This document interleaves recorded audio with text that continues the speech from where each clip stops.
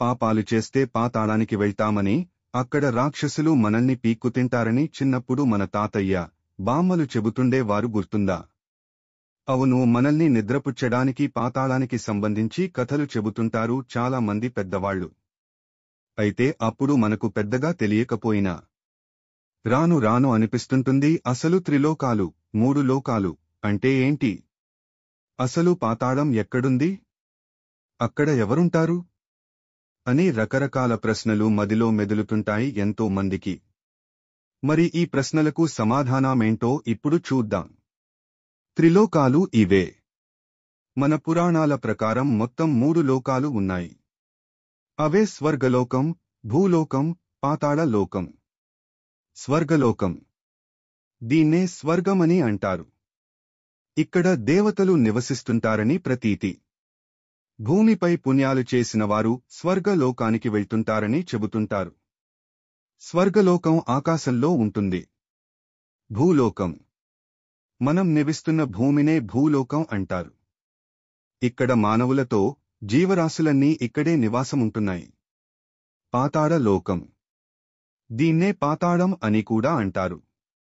పాతాళ లోకం భూమి కింద భాగంలో ఉంటుందని, ఇక్కడ రాక్షసులు, యక్షులు, నాగజాతి వారు ఉంటారని చెబుతుంటారు. భూమి కింద ఉండే పాతాళ లోకం, అండర్ వరల్డ్, ముగ్ధమనోహరంగా అత్యద్భుతంగా ఉంటుంది. చూస్తే ఇదే స్వర్గలోకమని, స్వర్గం కంటే అందంగా ఉందని అబ్బురపరుస్తుంది. ధనవంతులు, అందమైన ప్రకృతి దృశ్యాలతో ఆశ్చర్యచకితులను చేస్తుంది. అయితే వాస్తవానికి ఇదంతా మన భ్రమే. రాక్షసులు పాతాళాన్ని పరిపాలిస్తుంటారు. దైత్యులు, యక్షులు, నాగజాతికి చెందినవారు ఇక్కడ నివసిస్తుంటారు. ప్రముఖ ఖగోళ శాస్త్రం సూర్య సిద్ధాంతం ప్రకారం భూమి దక్షిణార్ధ గోళంలో పాతాళం, ఉత్తరార్ధ గోళాన్ని జంబూ ద్వీపం అని అంటారు. విష్ణు పురాణం ప్రకారం నారదుడు పాతాళాన్ని సందర్శించాడు. ఎందుకంటే నారదుడు త్రిలోకాల్లో ఎక్కడికైనా సంచరించే అనుమతి కలిగి ఉన్న వ్యక్తి. పాతాళంలోకం అంటే చనిపోయే వాతావరణాన్ని సృష్టించేది అని ఆయన వర్ణించారు. పాతాళ లోకం భూమికి దిగువన ఉన్న గ్రహ వ్యవస్థల్లో ఉందని భాగవత పురాణం చెబుతోంది. రాక్షసుల వాస్తు శిల్పి మాయ రాజభవనాలు, దేవాలయాలు, ధర్మశాలలు నిర్మించారని చెబుతారు. పాతాళంలో సూర్యరశ్మి ఉండదు. అంతా చీకటిగా మిళమిళా మెరుస్తున్న ఆభరణాలు వెలుగుతూ సహజ కాంతిలేమిని భర్తీ చేస్తాయి. విష్ణు పురాణం ప్రకారం పాతాళంలో 7 రాజ్యాలు ఉన్నాయని చెబుతారు.